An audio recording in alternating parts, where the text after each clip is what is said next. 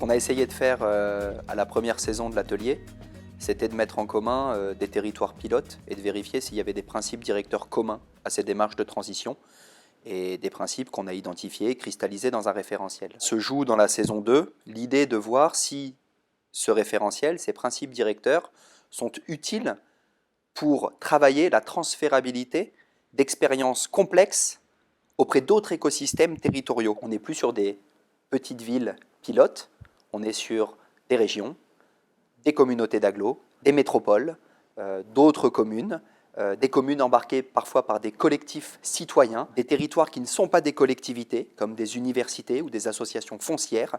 Donc voilà, une diversité d'échelles et d'acteurs pour questionner le transfert. Ce parti pris que ça passera par un mouvement des territoires amène à se poser la question de qu'est-ce qui peut faire bouger les territoires. Et en gros, soit on est plutôt dans des logiques yaka faucon, et puis voilà, en fait il ne se passe rien. En pratique, tout le monde en parle, mais il n'y a pas grand-chose qui bouge. Soit on est plutôt dans des logiques, bon, la technologie, la science va nous régler ça, et donc on remet aux ingénieurs notre destin entre les mains. Trouvez-nous des sources d'énergie propres, mais on continuera comme avant.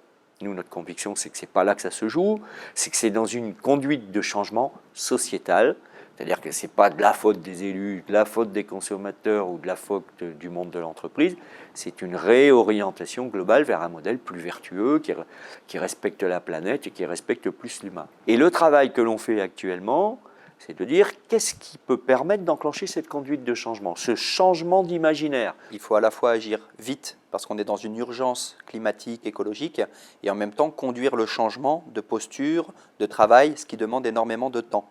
Donc on est dans la gestion finalement de ce paradoxe, et l'atelier des villes pairs et territoires pilotes, c'est une réponse qui cherche à la fois à accélérer, tout en assumant le fait que ça doit passer par du sensible, de la compréhension individuelle et collective, de la montée en compétences collectives sur ces questions, et que ça demande nécessairement du temps. L'atelier Ville-Pair, territoire pilote de la transition, il cherche à répondre à une question qui est comment moi qui suis engagé dans une démarche de transition, je peux profiter de l'expérience d'autres acteurs. Alors l'expérience passée, accumulée, ou l'expérience d'autres acteurs qui sont en parallèle de moi et qui sont eux aussi engagés dans des démarches. C'est ça la question centrale, et elle se pose aussi bien à tous ceux qui aujourd'hui sont sur le terrain qu'à tous ceux qui cherchent à les accompagner. Un laboratoire comme Atemis, qui va accompagner des territoires, doit trouver une position et une posture qui fasse ressource pour ces acteurs. On mène aujourd'hui un programme de transition au sein de l'université, c'est-à-dire que l'université se transforme. Voilà. On aborde la transition en volontairement rénovant des locaux, créant des espaces qui sont des espaces partagés avec des étudiants. Voilà, on crée des espaces qui vont favoriser la collaboration. On essaie de casser les silos, de travailler en transversalité. Et donc à partir de là, effectivement, je me suis dit qu'une université en transition, qui est elle-même inscrite et un gros acteur de son territoire à Lille, a tout à partager sur sa propre démarche avec le collectif des villes pairs, et elle-même peut évidemment, elle-même et les représentants de l'université qui participent aux ateliers peuvent également s'alimenter de ce qui va être partagé, des réflexions qui sont menées pour continuer à conduire ce programme de transition. On considère qu'il y a différents points de vue qui sont absolument indispensables et complémentaires, parfois contradictoires, ce qui fait la richesse de cette mise en lien, à mettre ensemble. C'est le point de vue, par exemple, des élus, c'est le point de vue des techniciens des collectivités, c'est le point de vue des opérateurs économiques, c'est le point de vue des citoyens. Et donc, ces différents points de vue sont absolument essentiels dans la mise en système de ce qu'on essaye de mettre en place. On pourrait imaginer de l'accompagnement entre pairs, c'est-à-dire d'élus un peu plus engagés, un peu plus en avance, qui sont en capacité de faire leur retour d'expérience à d'autres élus qui s'engagent de manière un peu plus nouvelle. Alors au départ, moi je connaissais un petit peu le travail qui était fait par l'Institut. Je me disais que j'avais envie sur le territoire sur lequel j'agissais et j'agis encore en tant qu'élu, j'avais envie de faire un saut dimensionnel sur les questions de la transition. Jusque-là, on accompagnait un projet ici, un projet là, et puis à un moment donné, on se disait mais non, il faut relier l'ensemble, il faut pouvoir aller de façon plus globale sur l'ensemble des projets que l'on portait. Et donc l'envie était de pouvoir emmener d'autres acteurs, c'est-à-dire briser les habitudes passées qui sont les élus travaillent en silo comme ça, les services travaillent en silo et de temps en temps ils font des appels à projets et il y a des associations qui répondent.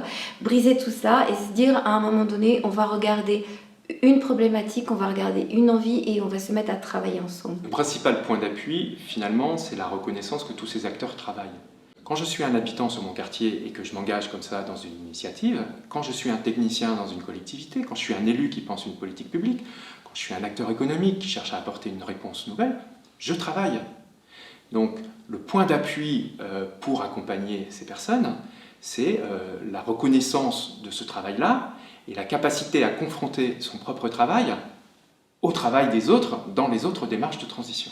De travailler ensemble au même niveau, en se posant les mêmes questions, en s'écoutant en regardant ce qu'on était en train de travailler ensemble, et du coup en écoutant tout ce qui se disait tout autour dans l'atelier. Et aussi j'ai entendu ce que disaient l'un des intervenants, en préparant l'atelier et tout d'un coup en pointant des manques, des oublis ou des faiblesses, des vulnérabilités. Et le fait de travailler ensemble avec des casquettes très différentes va nous permettre maintenant de travailler plus facilement. Et je pense de développer des choses plus intéressantes. Aujourd'hui, ce qu'on fait, c'est qu'on vient prendre un peu de recul sur nos pratiques. On a largement puisé aujourd'hui dans le référentiel qui a été fait. On l'a diffusé sur notre territoire et ça devient un point d'appui dans ce qu'on structure au niveau du territoire régional avec les acteurs de la région. Et émerge l'idée de pouvoir avoir quelque chose d'un peu équivalent au niveau du territoire régional Centre-Val de Loire. On a envie de tisser plus loin ces questions de transition et être à la fois un réseau de partage d'expériences, des initiatives inspirantes. On a réuni les futurs acteurs du projet, qui étaient des représentants de nos services techniques en charge de l'exploitation et la maintenance du bâtiment, la direction immobilière, des chercheurs, des usagers du bâtiment. Lorsqu'on a expliqué la vision qu'on portait d'un bâtiment qui deviendrait un objet de recherche, les chercheurs, pour certains, se sont dit « ouais, super, génial, on va avoir à notre disposition un laboratoire à ciel ouvert ». Ils avaient simplement oublié qu'il y avait des usagers dans le bâtiment, quand même. C'est un bâtiment dédié à l'enseignement et à la recherche. Les services techniques, à ce moment-là, on dit « mais pas question de toucher à ce qu'on fait nous. Nous sommes garants de la sécurité, de l'accessibilité, de l'éclairage, de l'alimentation en énergie, de la gestion des déchets, donc chacun reste dans son truc ». C'est pas du tout ce qu'on voulait. Voilà. On a construit ensemble, en fait, ce bâtiment, et aujourd'hui, le bâtiment et ses projets sont gérés ensemble. Au sein de l'université a même été embauché, il y a 1 an et demi à peu près, une personne qui a un nouveau métier qu'on appelle le manager de la performance énergétique. C'est une expertise, une compétence qu'on n'avait pas. Donc on a embauché quelqu'un qui est un bon technicien, qui s'est formé à la GTB avec 3 de ses collègues. Mais cette personne en question, elle a également un très très bon relationnel. Et elle sert de liant. Le rôle de la mission résilience, en fait, il est multiple. Donc, à la fois coordonner, on va dire, les différents services de l'administration pour mettre en œuvre cette stratégie. Et puis, sur les modes d'organisation, on est plutôt sur des actions qui visent à, d'abord, nous, ville, municipalité, assurer la continuité d'activité et la continuité du service public.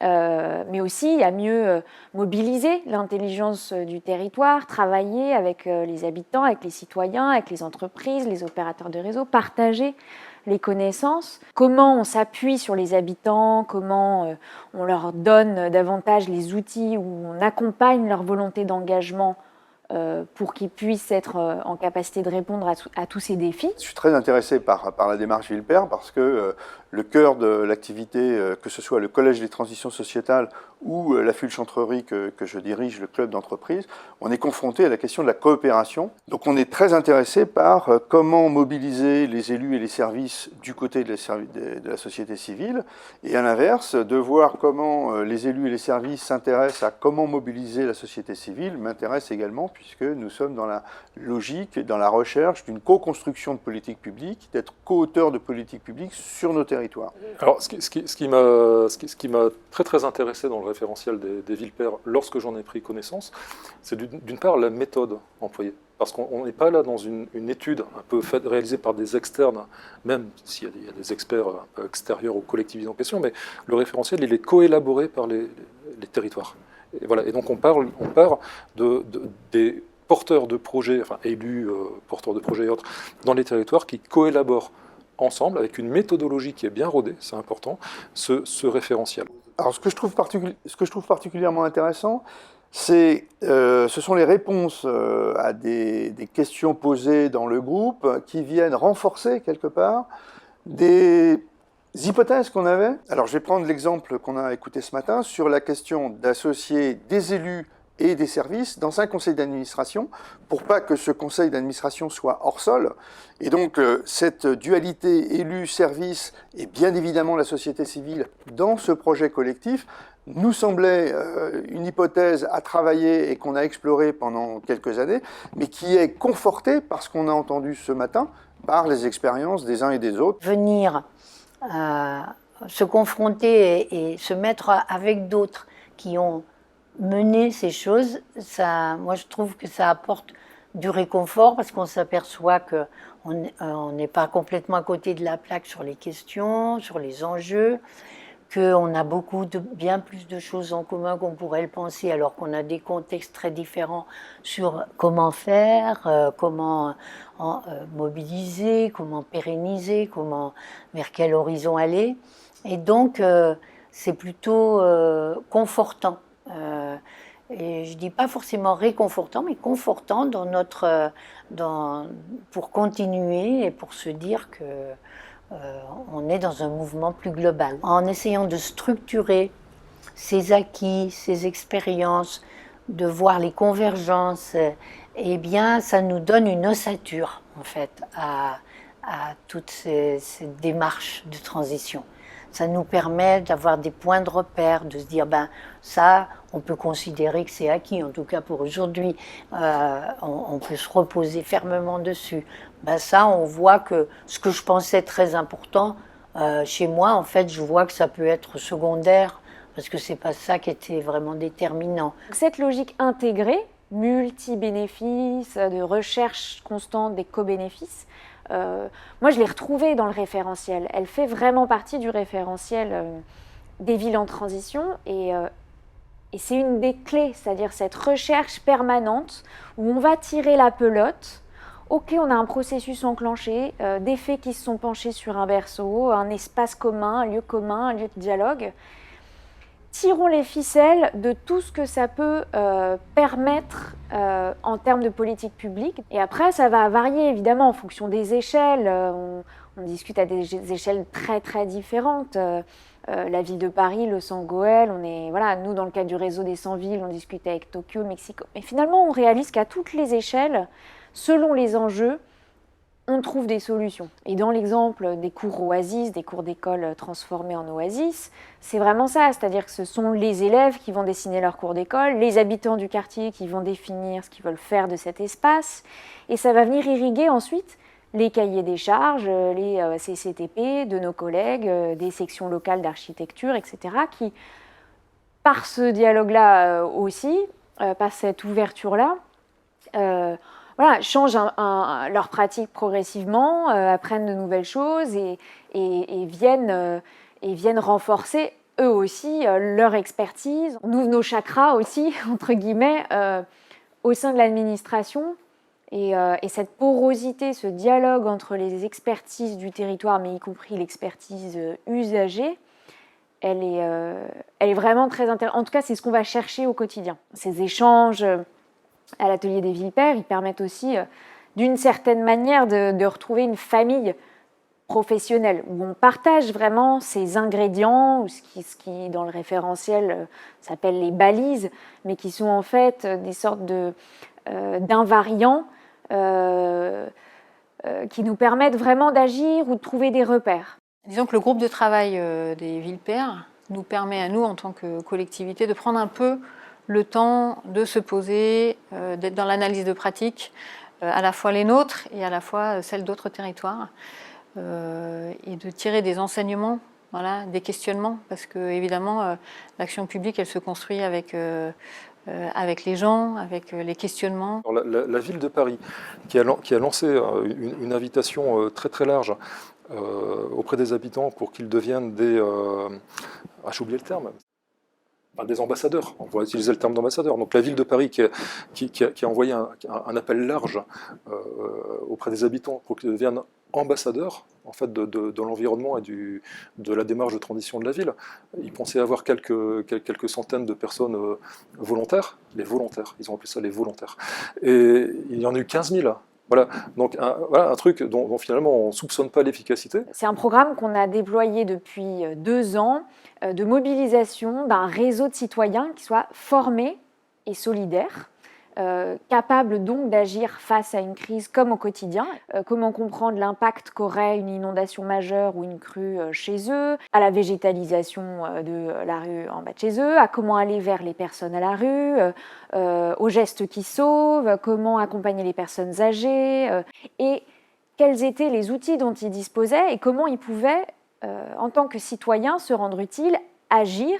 Un autre projet là sur l'île Saint-Denis, avec une maturité de réflexion et dans la mise en œuvre autour de circuits courts, enfin d'un truc qui a priori paraît un petit peu fou, qui est de recycler des couches jetables pour en faire un substrat, mais ça va beaucoup plus loin que ça, parce que c'est finalement créer de la terre en pleine ville. Voilà, le substrat, c'est pour faire pousser des plantes. Et donc, derrière une activité horticole de production de fleurs. Je suis obligé de vous faire un petit pas pour vous raconter une dynamique collective un peu peut-être surprenante. C'est l'histoire de Compic. Compic, c'est compostage industriel de couches jetables. Donc on est au phare. Notre raison de poursuivre notre mission sociale à Allage, c'est celle de créer de l'activité qui crée de l'emploi, qui soit accessible aux plus éloignés. Et un jour, avec une autre association qui s'appelle Études et Chantiers, on se dit qu'il faut qu'on prenne ce sujet en main en créant nous-mêmes une activité en dehors de l'insertion, parce que le dispositif d'insertion parfois nous use. Et on va rencontrer une troisième personne, particulièrement énervante, parce qu'elle a moins de 40 ans, il est beau, sa famille est formidable, et puis il est polytechnicien, donc il finit vos phrases avant que vous les ayez commencées. Et on lui dit... travaille sur un sujet qui est celle de fabriquer des isolants biosourcés. On est sur un territoire qui construit, la question des filières et des origines des matériaux nous interroge. Il réfléchit quelques jours et il dit ça ne marchera pas, trop d'énergie consommée à recycler, donc on perd l'avantage du principe même de réemploi. Donc par contre, on va pouvoir les composter. Par exemple, quand on va demander à Stéphane de parler de la trajectoire d'Allage et de son travail, lui, ça va l'amener à mettre des mots. Et donc ça va l'amener à prendre conscience, à construire une pensée sur son propre travail. Donc ça, c'est déjà finalement un travail de réflexivité qui est utile pour la personne.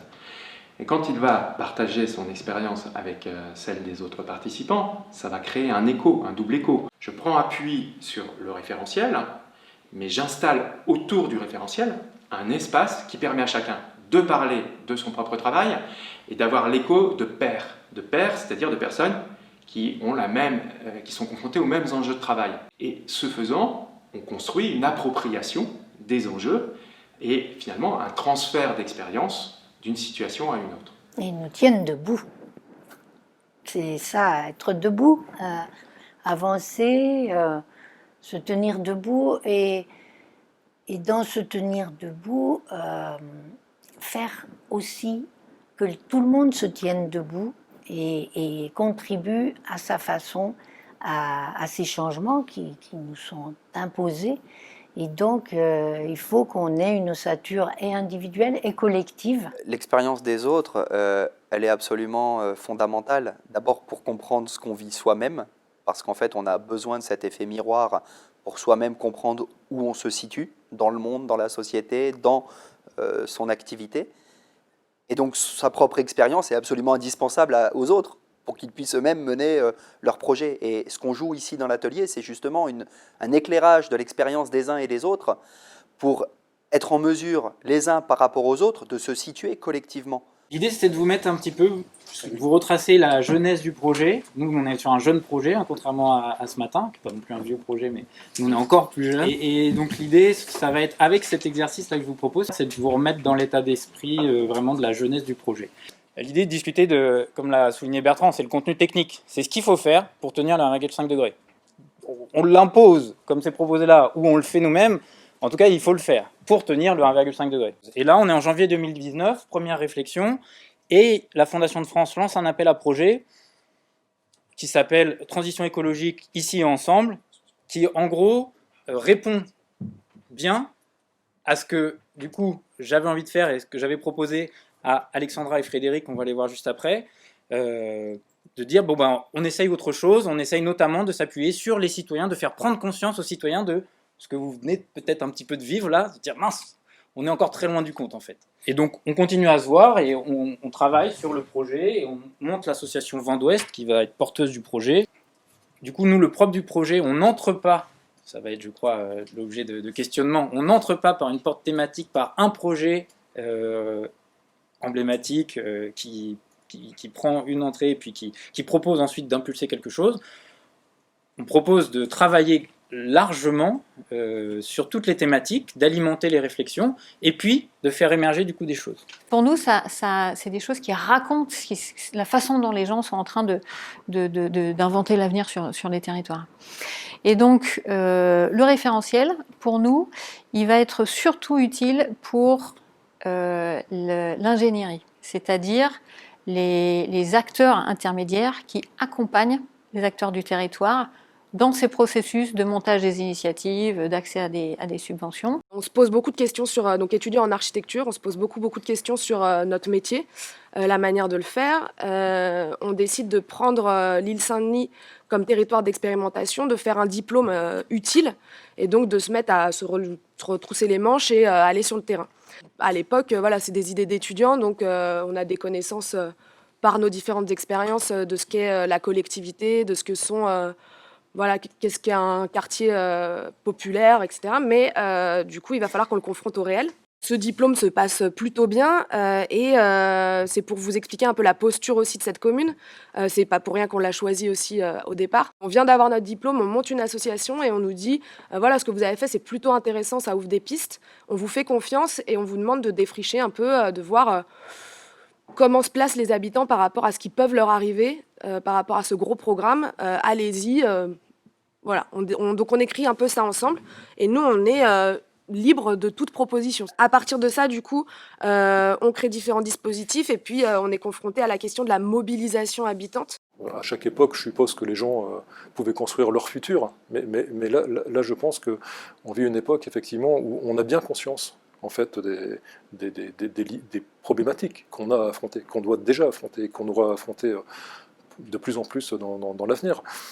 Sauf que, pour moi, il faut se positionner comme des constructeurs de l'avenir.